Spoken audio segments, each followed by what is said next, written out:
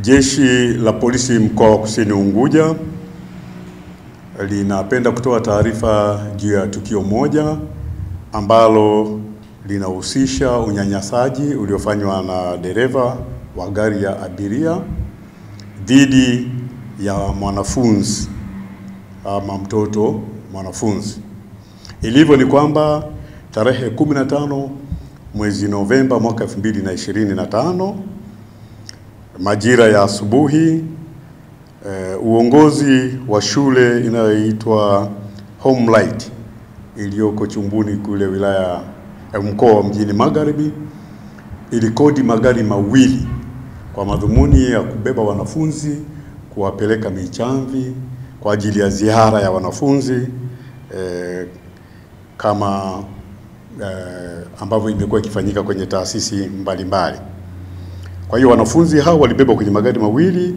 Gari mojawapo ni namba Z 346 NX aina ya Toyota Coaster, na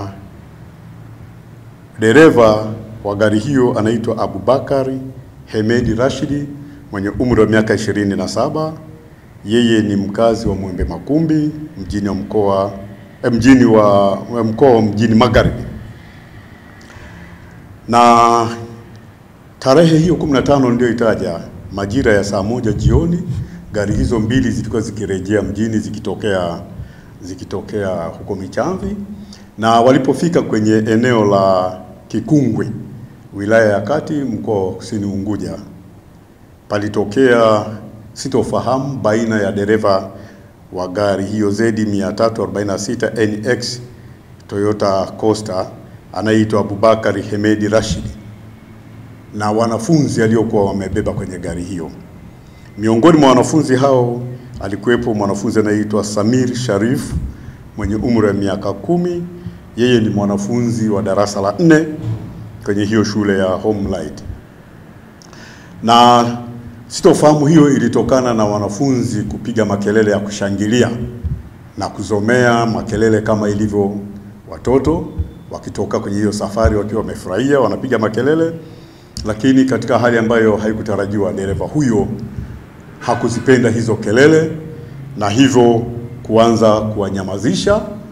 Hawakumsikia, akasimamisha gari na kwenda kumshusha miongoni mwa hao wanafunzi. Akamshusha mwanafunzi anayeitwa Samiri Sharif mwenye umri wa miaka 10 mwanafunzi, lakini zaidi ya kumshusha, malalamiko yamekuja kwamba alimpiga makofi usoni, lakini pia alitoa kamba akaanza kumchapa nayo.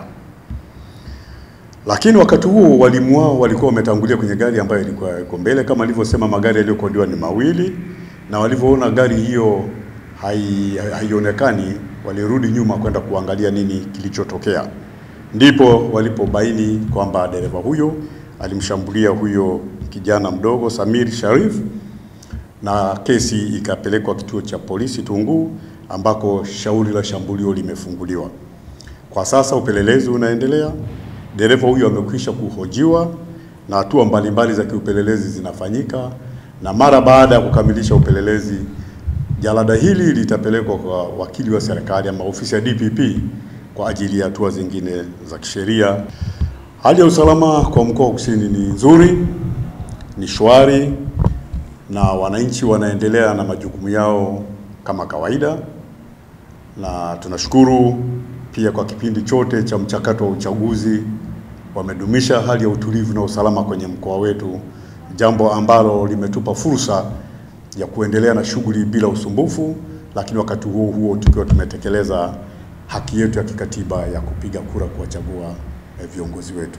Wananchi wa mkoa wa Kusini, napenda kuwaambia kwamba waendelee kutoa ushirikiano kwa vyombo vya usalama ikiwepo jeshi la polisi, na waendelee kutupa taarifa zinazohusiana na uhalifu na wahalifu, yakiwepo matukio ya udhalilishaji kama ambavyo yamejitokeza kwa kijana Samir Sharif, ili tuweze kuchukua hatua za haraka kudhibiti vitendo vya namna hiyo katika jamii.